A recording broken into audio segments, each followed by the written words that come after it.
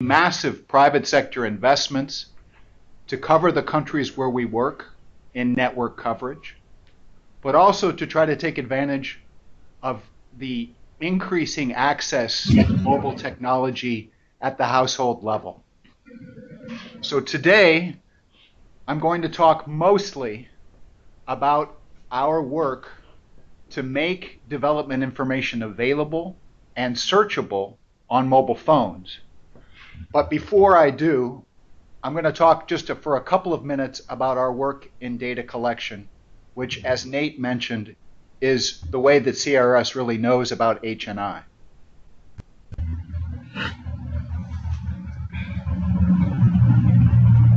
So I'm going to advance the PowerPoint here, and I'm going to talk about three subjects. As I mentioned, a little bit on data winners.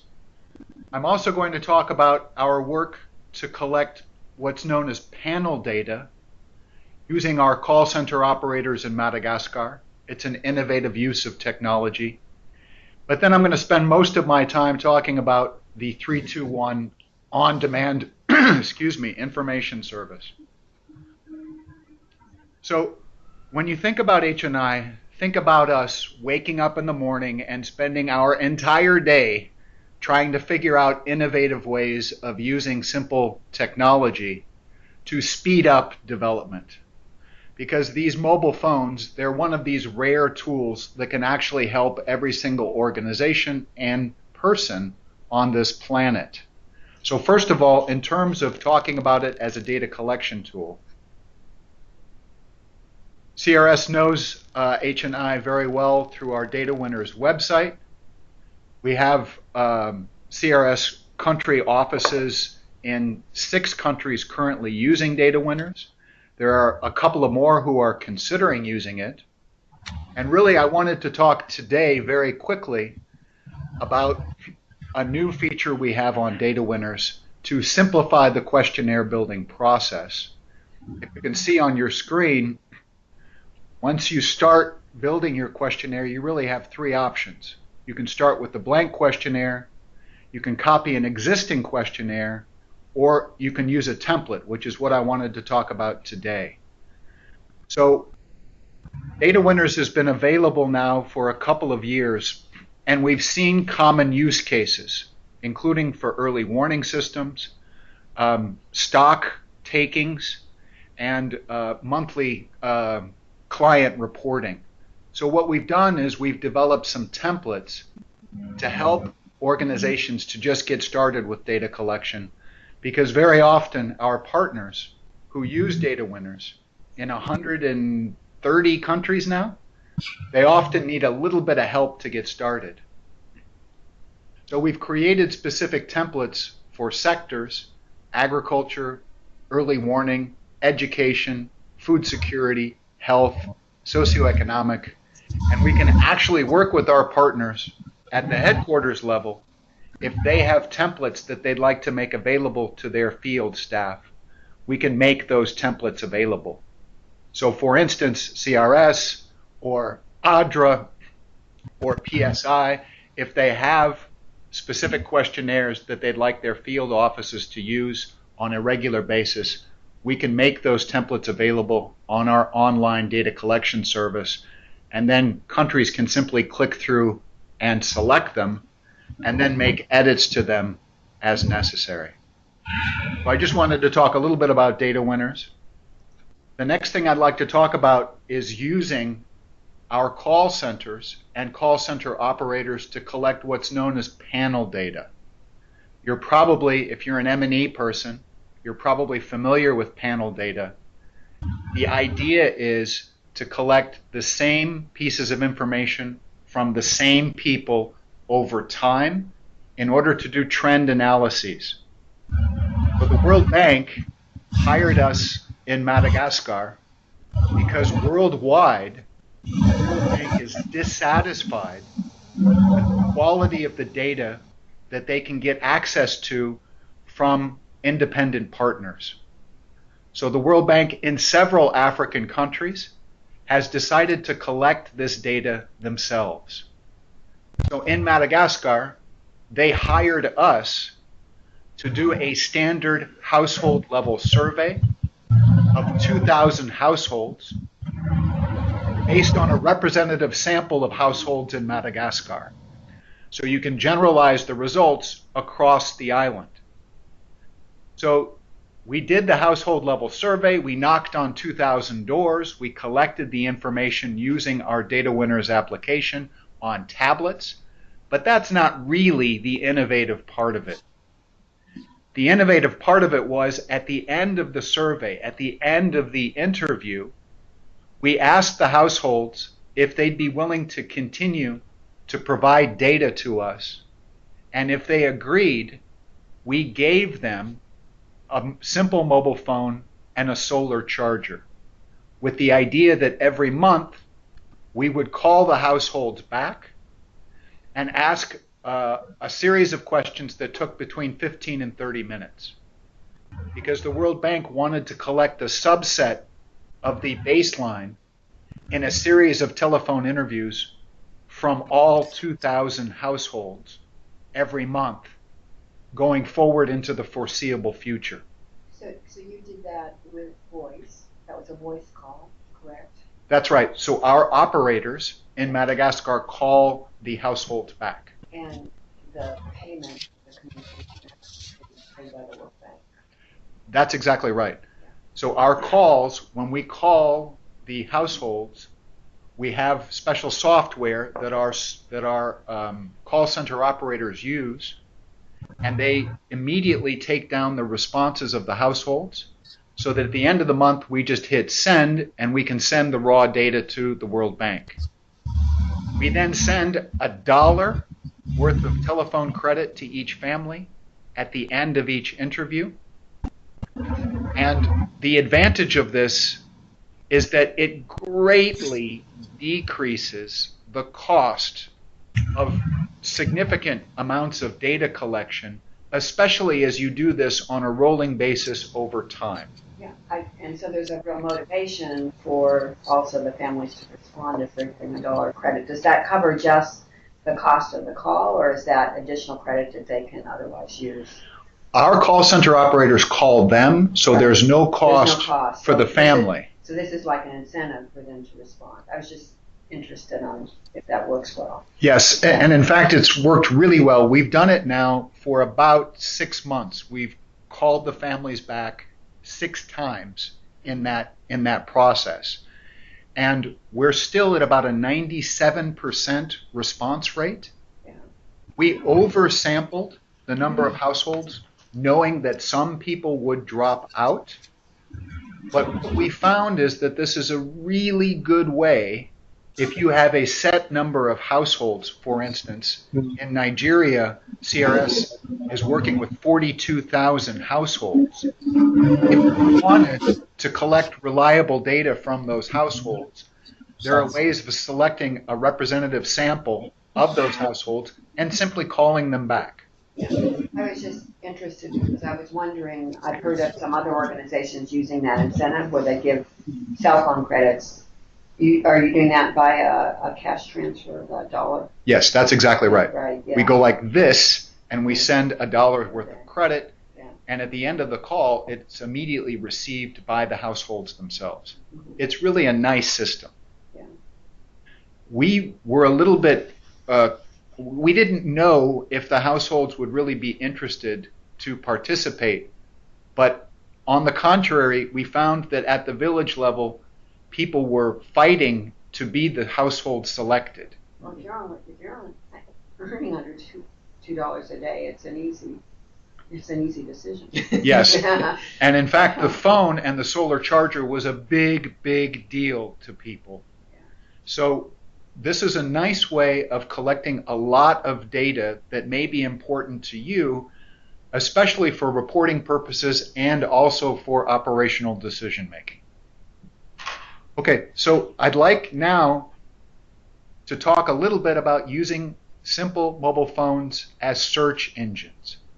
And I've really been trying to come up with a way of describing this service, and the closest thing I can come to, especially for the Americans in the room, is movie phone. I don't know if you remember using movie phone, calling movie phone, and listening to movie times and then locations near you. Okay, well, I'm still struggling with trying to figure out an analogy here. That must be a generational thing. Totally possible. When I was young, we used the newspaper. So I'm going to talk a little bit about the need, and then the challenge, the opportunity, some ideas, and then the solution that we've come up with. In terms of the need, people in the developing world need on-demand access to information just like we need access to on-demand information. In fact, arguably, the people we serve, they need it more. Because there are crucial times in people's lives when they can't simply wait for the information to come via the radio or via some interpersonal communications. They need the information at a specific point in time. So the example I use is a woman who has small children. She wakes up one day and the children have acute diarrhea. What does the mother do? What do the parents do to help right at that moment? So these search engines, this ability to pull information, really only work if you have access to the internet and are literate. So Google is the classic example. You really need to be literate and have access to the internet to be able to use a search engine. But the reality is that most people in Africa will not have access to the internet anytime soon. I think that it's up to about 30%. It's growing, it's true, but it's not growing as fast as mobile phones. The other challenge is that illiteracy remains stubbornly high. So 5 out of 10 women in sub-Saharan Africa cannot read today. So how can we really get on-demand information to people at the bottom of the pyramid? So let's talk about the opportunity. So simple mobile phones are everywhere. This is my happy graph. Population is the red line. We're at about 7 billion people. And you can see that there are almost as many mobile subscriptions in the world as people. Even in Africa, mobile phone subscriptions are growing remarkably fast. There are about 63 mobile subscriptions for every 100 people in Africa. In Mali, HNI is doing some work in Mali now. Female literacy rates are 17%. 17%. But there are 93 mobile subscriptions for every 100 people. So this gives us a real opportunity, perhaps, to use mobile technology to get people the information they need. So is it possible? Can we make public service information searchable via simple mobile phones? So we've come up with a solution in Madagascar, which we call the 321 service. 321 is the number that Airtel subscribers can call in Madagascar and listen to a menu of choices. And in a series of listen and choose steps, they use their telephone keypad to select specific pre-recorded messages and then listen to those messages.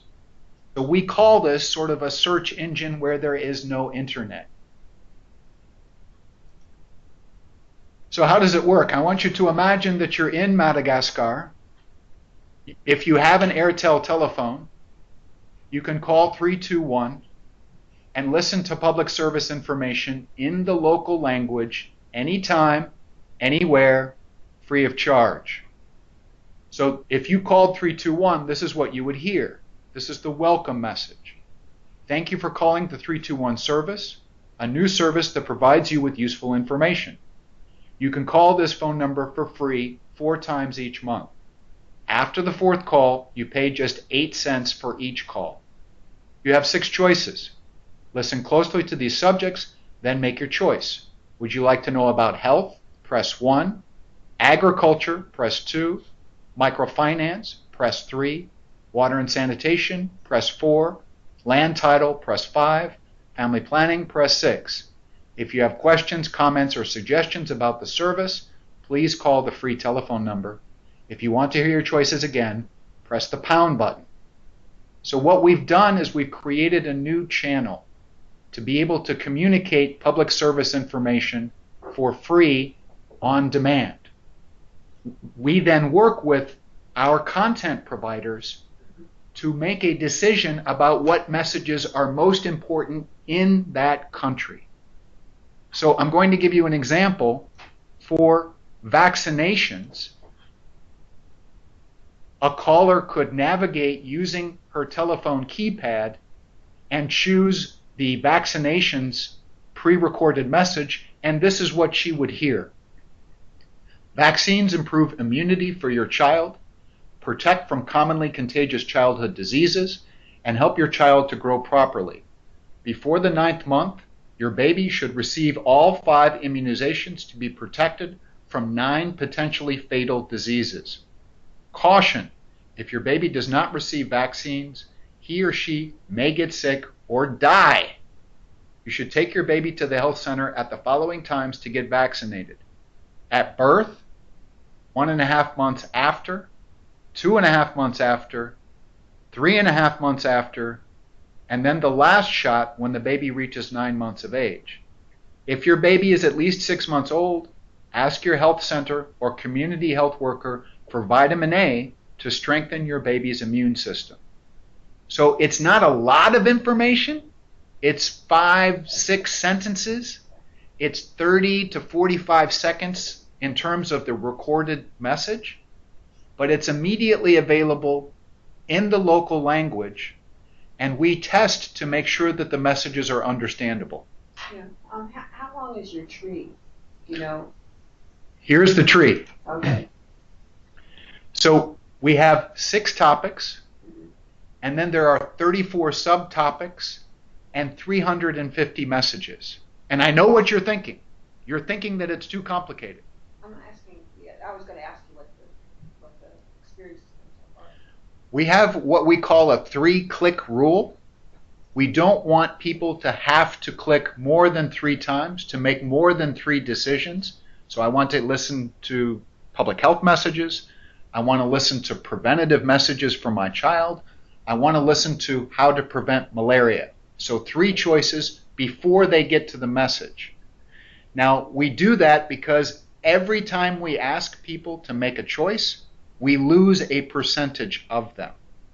But we find that still the majority of people can work their way through the tree and select the sound file that they're most interested in. And they don't have any trouble, even though they're illiterate users. That's right. What we found is that there's a difference between literacy and numeracy, and we find that even illiterate audiences can manage the listen and then choose scenario.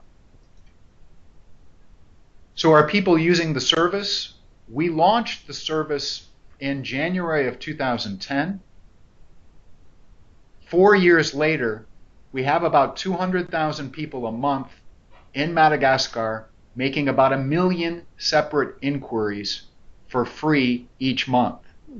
We've had a total of about 3 million people access the information over the 4 years, and they've made a total of about 40 million inquiries.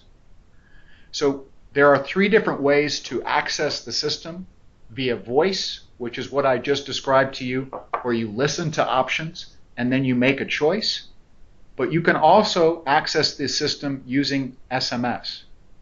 So what we do is we publish brochures, and the newspapers carry advertisements as well that have a list of questions. How do I protect my child from malaria? And then a code next to the question, like MAL1. People can send in that MAL1 to the 321 number, and in 15 seconds they get the response back. But this requires that people know the code. So we came up with another solution, which is USSD. If you're familiar with that technology, it's what people use overseas to check their prepaid cell phone balance. You do *123# or something like that, and you get back from the telephone company your balance. We use that same technology to provide the choice to people by having people dial *321#, and then they get the choice on their phone, 1 for public health, 2 for agriculture, 3 for microfinance. By voice. No, by text. They're looking at the text on their phone. Okay, so then they can read it. That's right. So they read it. So it's for literate audiences. I was. No, please. No, I was just saying. I wondered if this would be something that could be used in emergency response. You know. In fact, in Nigeria. Yeah, if it could be set up very quickly. Yes. I was wondering. Yes, in Madagascar. Madagascar is in Cyclone Alley.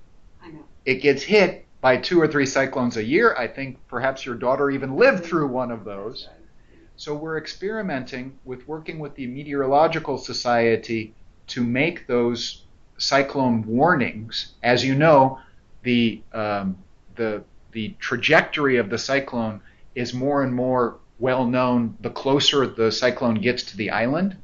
So what we do is we're experimenting with taking the meteorological updates, making sound files, and then making those immediately available on the 321 service. Yeah, I was thinking if you had a kind of a predetermined structure and you were in an emergency, then maybe you could quickly populate the answers to questions about where shelters are. And push messages would be really nice too. So the service grew very quickly.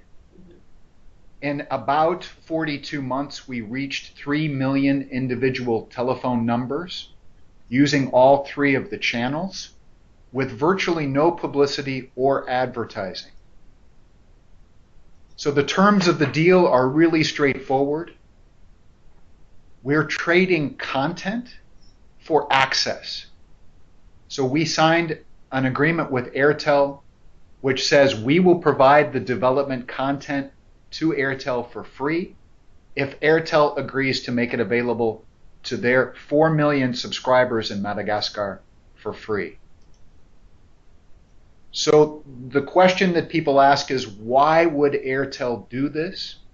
They've given away over 14 million minutes of airtime, which is the equivalent of about 26 years.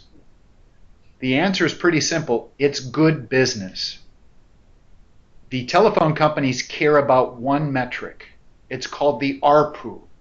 It's the average revenue per user. And Airtel, they've done the internal research to show that people who use our service, the 321 service, have a higher average revenue per user than non-users. This is what the telephone companies care about. In essence, number 3 there, we're educating a new generation of users to think about their phones differently, to use their phones to gather information, not just hang it around their necks waiting for the phone to ring. It also, I'm sorry, one more point. It also promotes subscriber loyalty. This is a big deal. Competition is fierce in the countries where we work.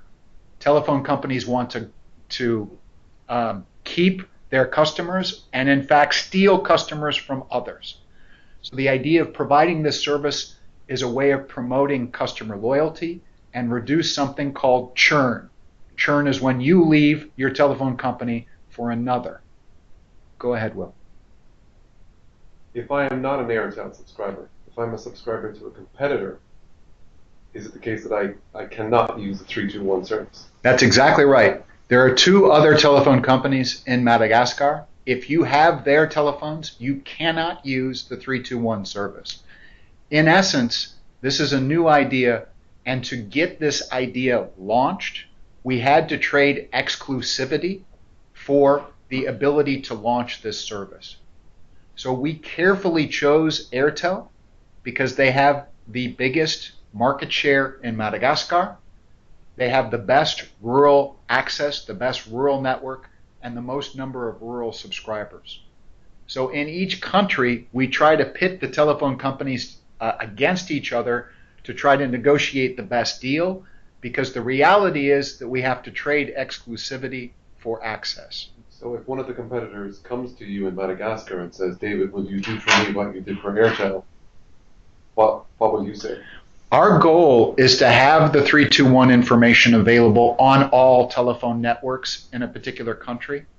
We believe that with the government's help, we may be able to promote that use and to achieve that goal over time. Our analogy is sort of the AIDS hotline in countries where telephone companies, they sort of grudgingly work together to provide a short code across all networks that people can use in order to, for instance, call in for the AIDS hotline. This is sort of a pie in the sky goal. I don't know if we'll ever get there, but the nice part of this project, I'll talk about this in just a second, is our close collaboration with the local governments, because they love the ability of making this information available on mobile phones.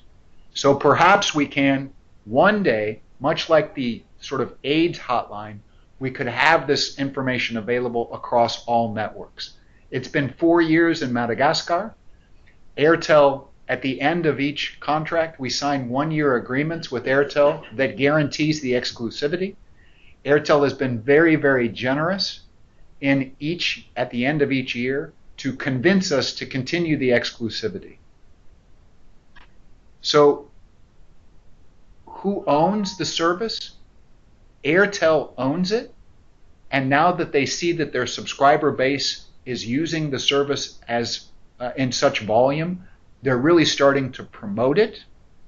So there have been radio campaigns, posters, but by far the most effective way is when Airtel sends SMS messages to their entire subscriber base announcing 321 and new information as it becomes available. We see that our user rates increase. So where do we get the content? We work with organizations like CRS because we're not experts in any of these particular domains. We rely upon international and local experts in each country to sit around a conference table much like this one and to make the decisions about what the menus should look like and then the individual messages themselves. So we call these content committees. We have several different ones in Madagascar that meet regularly. And what they literally do is they take their materials, their posters, their brochures, their radio programs, they put them on the table and they say, okay, what's the most basic information that we'd like to make available to people via the mobile phone? And our work is to help them think through how to synthesize the information so that it can be made available on mobile phones. So the potential reach, a country like Madagascar, it has a population of 22 million people. There are now, today, there's about 4 million Airtel subscribers. Airtel tells us that they sign up 5,000 new people every day. And there have been over 3 million individual telephone numbers that have contacted 321 service already. So you can see we're getting to a pretty good percentage of the population. So just one word about audio job aids. Again, in Madagascar, the World Bank took a look at this and said, wow, this has a lot of potential. We want to create a separate information service for a particular target group. In Madagascar, malnutrition is a big problem. And the World Bank and other donors have created a network of community nutrition agents throughout the country. There are 5,000 of them. But they found that the nutrition agents, the quality of the advice that they were giving declined the further they got away from their in-service training, which makes a lot of sense. You bring people together, you train them for a week, they go back out to their villages, they give good advice to the women in their communities, but over time, without reference materials, they can forget the advice. And often, these community nutrition agents were even illiterate. So the World Bank, they decided that they wanted to use this same strategy, but to make reminders available to these nutrition agents. So again, we created a separate service that would be used only by nutrition agents so they could listen to reminders prior to giving advice to their clients, to the mothers in their communities.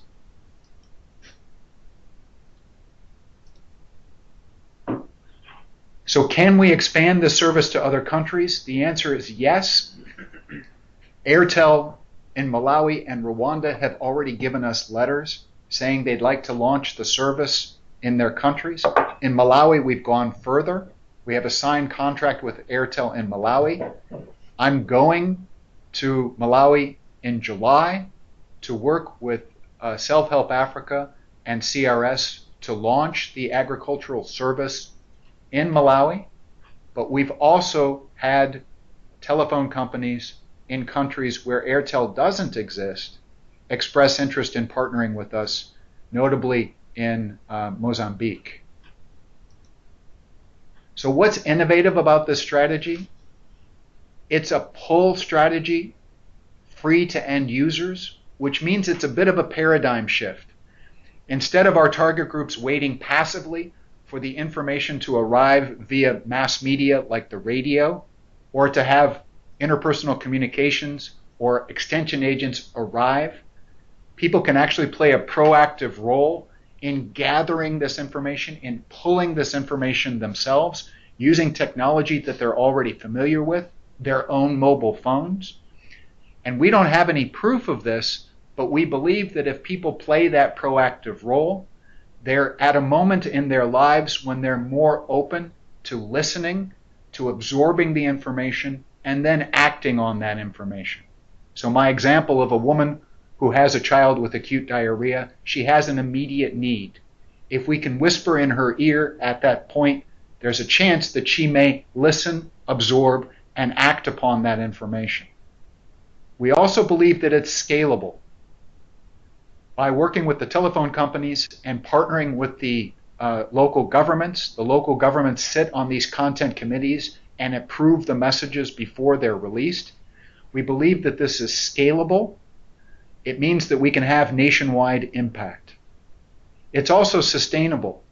The service belongs to Airtel, and the managing director in Madagascar has publicly said that he intends to continue offering the service into the foreseeable future. So well beyond the end of any particular grant. We think it's appropriate tech because people are using their own mobile phones, and we think that it's really cost effective.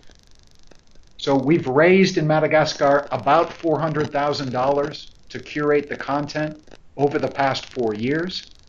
But given the fact that we've had over 40 million inquiries, our cost per question is about 1 cent. Do you see the government taking over the curation eventually? I mean, then you would have something that lasted presumably indefinitely. Yes, that's exactly the model that we're pursuing in partnership with CRS. I'll talk about this in just a second, but in Malawi and Nigeria, the goal is to basically hand over the curation responsibilities to the local government. Mm-hmm. There's two types of information.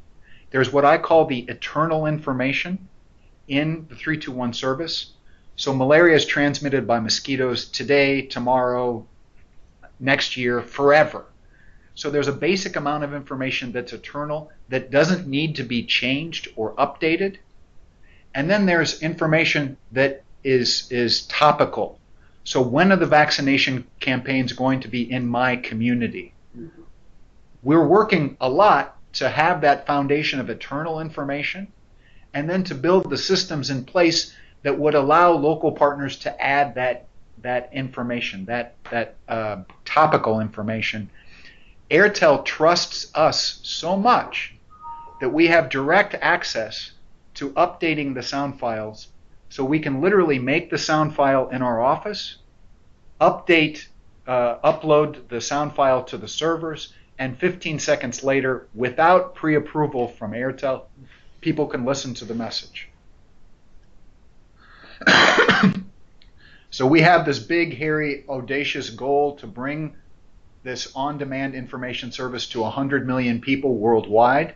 That sounds like a crazy big number, but it may be doable because Airtel has operations in 20 countries. In those 20 countries, there are 1.9 billion people. You've got some big countries in there. So Bangladesh, India, DRC, Nigeria, So you have some pretty big populations.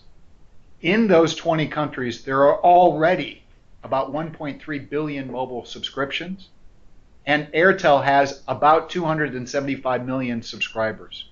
So we think that it's a huge number, but doable to reach perhaps 100 million of those people with on-demand messaging. So we're currently working with CRS in Madagascar, Malawi, and Nigeria in various phases of launching the 321 service. We're also working with telephone partners in Mozambique and Rwanda, as I mentioned. In Madagascar, the service has been active for 4 years. In Malawi, we hope to launch by the end of August.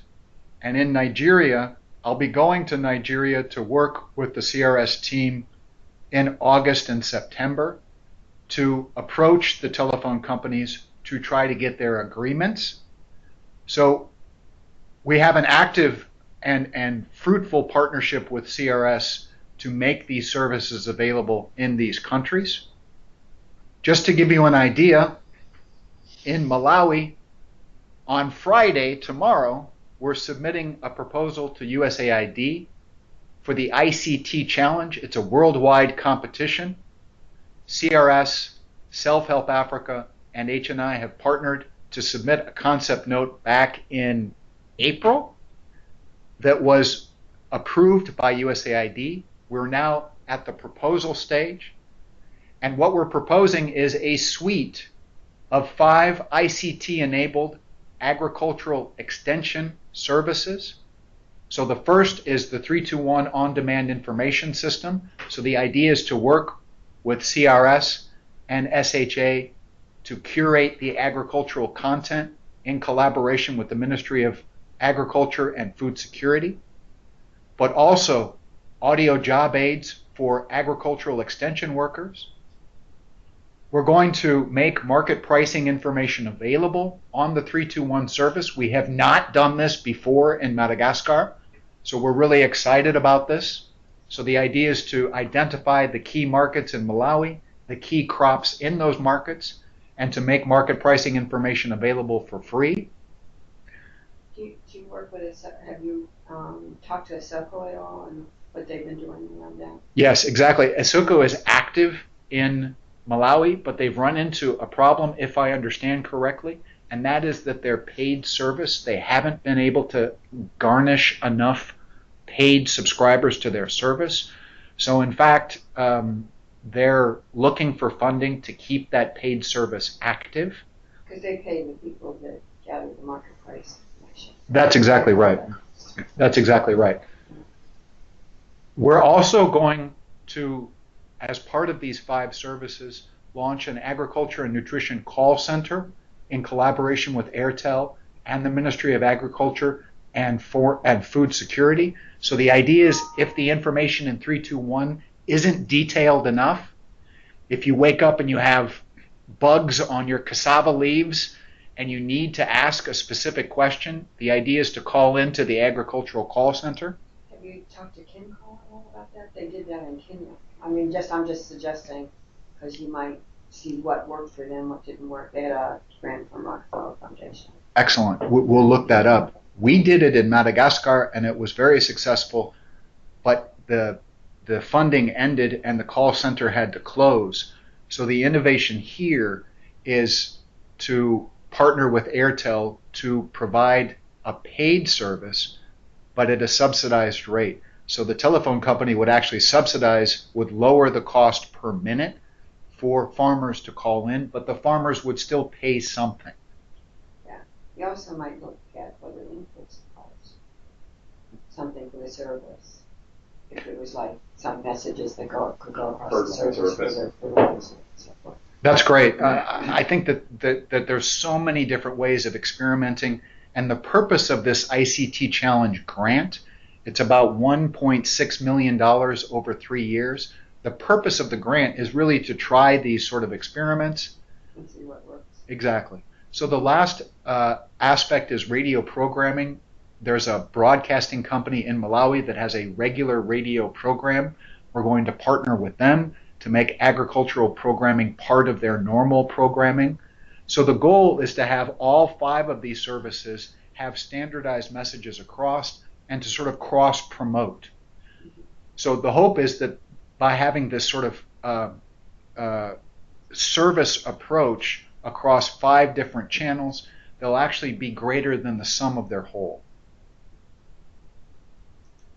So just a last word, this is what the Airtel Managing Director said about the 321 service. Airtel has offered the 321 service for almost 4 years now because it is good business.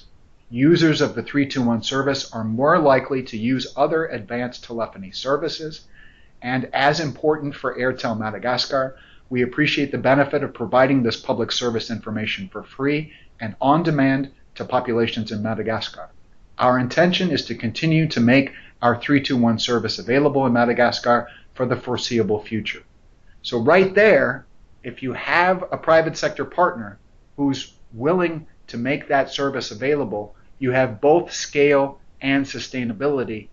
And our recommendation then is to include the government as much as possible to also guarantee that scale and sustainability. Thank you.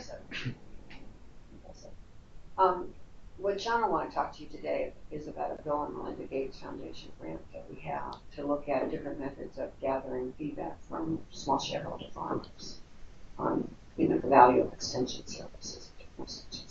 So it's going to be quite interesting. That's great, and we've had a lot of discussion about how to make this a bi-directional communication channel with the smallholder farmers themselves. Mm-hmm. The intriguing aspect of this is to have potentially a call center in Malawi, and maybe there's some way that we could potentially try to use some of that panel data strategy where you're calling the farmers on a regular basis to get feedback immediately from them. There's a lot of different ways that we can perhaps try to make that a bi-directional communication channel with smallholder farmers. Here's another interesting thing, and we've been working with an NGO that provides business process outsourcing jobs for underprivileged or below the poverty line individuals. They work in India currently, and probably moving into Africa. In fact, they just got a contract with Uber to maintain their database of driver licenses. Wow. But we're using them for service desk services. So that's Radha Basu, who you might have met at the conference. I think so. Yeah, she was one of the keynote speakers. So okay. You might want to talk to her too, because there might be a partnership there that would be interesting if you're going to expand your service and need to set up call centers to do that. What's the name of the organization? It's called iMerit. iMerit. iMerit, yeah. Okay, great. Yeah, could be interesting, because since they're providing that service on a global basis right now, could be an interesting way to scale. Great. So that sounds great. Yeah, that might be interesting. Have you heard of any? I thought I had heard that people were working on technology of turning SMS messages into voice. So if you were illiterate and you were sending SMS messages, they could be. Have you come across that technology or not? I've heard of it, and in Madagascar, the telephone companies, they mentioned it, but the challenge that we have is that in many of the countries where we work, the telephone companies, they're not the most sophisticated, they don't have the top-of-the-line infrastructure. So let me see if I can get more information about this. The one aspect that I'm really enthusiastic about is the ability to, do you guys know what beeping is in Africa, where you call somebody and you hang up? Yeah. Yeah, it's like a code. It's basically, this happens, call me back. It's like a call me back service. I have no talk time. I have no credit on my phone, but I need to talk to you, and you beep somebody. In India, there's a really interesting project where Unilever, they've decided not to use radio or television advertising anymore and to use this beep service. And what they do is they advertise this idea of people beeping a telephone number that then calls them back, and then people listen to what amounts to a 2-minute soap opera. So they're listening on their phone to some content that's of interest to them. It could be a song, it could be like a 2-minute soap opera in a series, and then the Unilever advertisement is linked to that particular call. So you listen to the Unilever advertisement, and then you get to the content that you care about. So there seems to be lots of different opportunities where even illiterate people, maybe they could beep into a service that they're interested in, the service could call them back, and then they could listen to the particular sound files. So I think that there are opportunities. We're really just sort of scratching the surface in terms of technology, and I think we're really only limited by our own imaginations when it comes to this.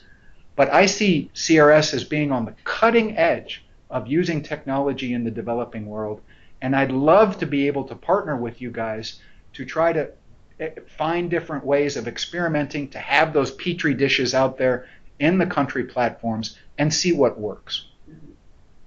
Looks like we have an online question there. I'm not sure I understood it. Do you have a functionality that will allow users to record a voice message that has been listened at that time? I think this would help to reduce users' traffic. So you record the message on the device. I see. That's an interesting idea. We were surprised that the SMS channel has turned out to be more popular than the voice channel, and we presume that part of that is the ability to keep the SMS on the telephone rather than having that voice sort of disappear after you listen to it. We have the ability for people to push hash and re-listen to the sound file as many times as they want, but we haven't figured out a way to record that sound file on the device itself. It's an interesting idea.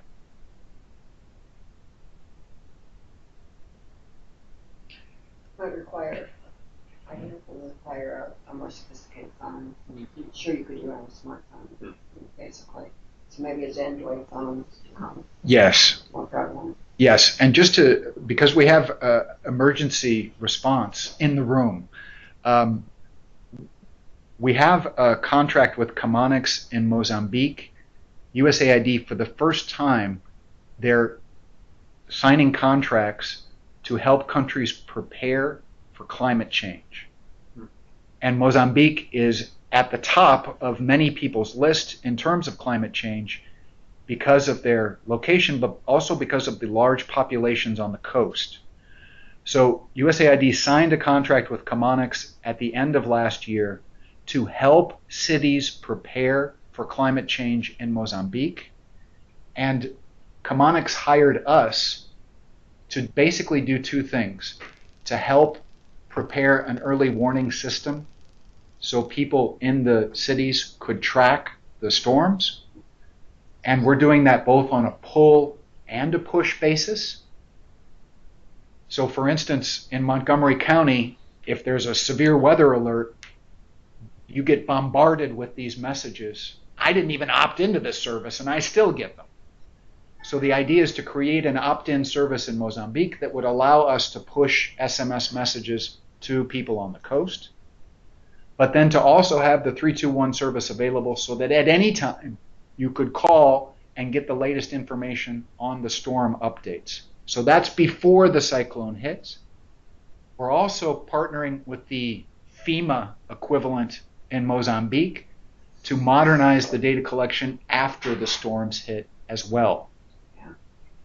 Do you see eventually going, providing service also on things like Android phones, smartphones, over time? Yes, this is a really good question. We believe that we have the system set up in such a way that we can make even more sophisticated content available once smartphones become de rigueur, become more popular in the countries where we work. So Mozilla has announced the $25 Android smartphone that they're working on. We're still going to deal with challenges of data plans, on making those phones available, on literacy challenges, but I'm really excited by the possibility of making more rich content available on some kind of 321 application that people would use.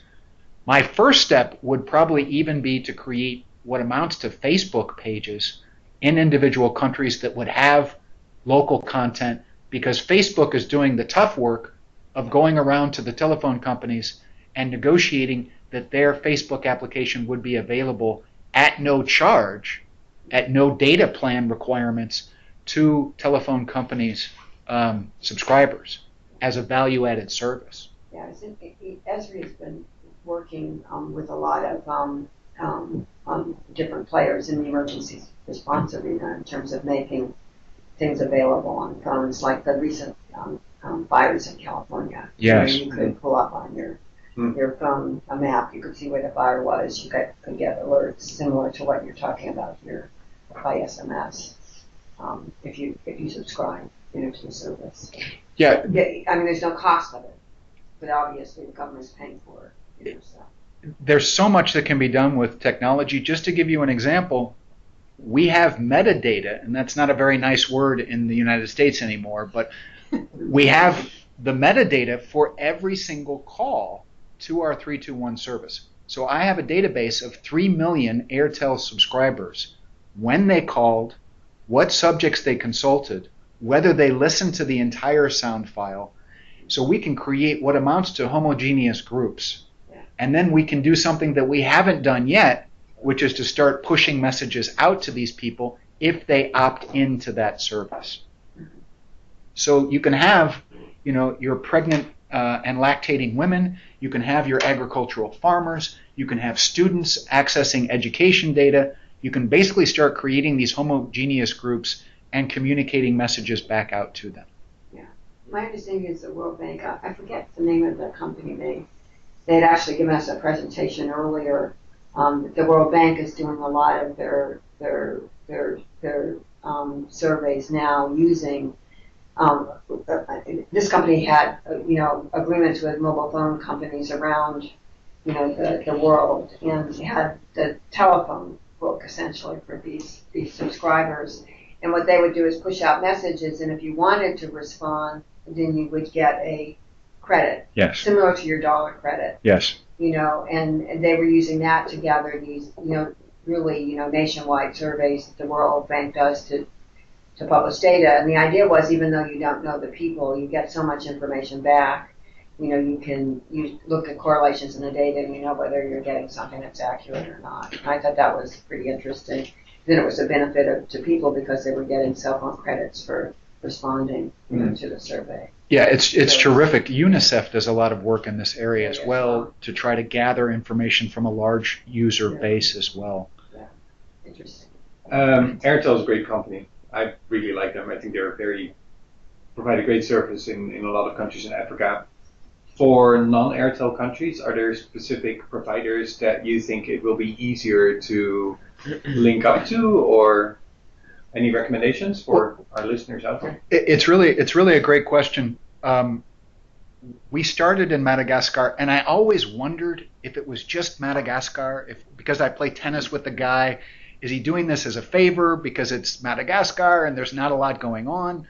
But he told me that content is everything to these telephone companies, and that the competition is so tough that if you use a couple of key words in your pitch, you will be successful. So we got him to introduce us to the Airtel people in Malawi and Rwanda, but we didn't have any connections in Mozambique. In Mozambique, we had to go in cold, but both Movitel and Vodacom in Mozambique, after they heard our pitch, they started competing with each other to agree to be the one selected to be the sort of exclusive provider. So what I can do is I can sort of help CRS with sort of the key words to use in the pitch that somehow resonate. But I believe, honestly, that this will work in any country in the world, that this is a straight-up deal that the telephone companies are willing to make. Yeah. Yeah. All right, I think we have to wrap it up here. We're losing our room. Thanks everyone again for joining us. I think this is a fascinating presentation. I would also like to ask if each of you could invite someone else to join. It'd be great to grow this community and just see more folks join this. So please feel free to invite whoever's sitting next to you or someone across the hall or whatever. It'd be great to have more folks join us. As usual, this is recorded and will be available online at the link in the meeting invite. And we will talk again next week. Thanks, everyone. How are you doing? Good. How are you? It's good to Good see to see you you. again. Yeah, yeah.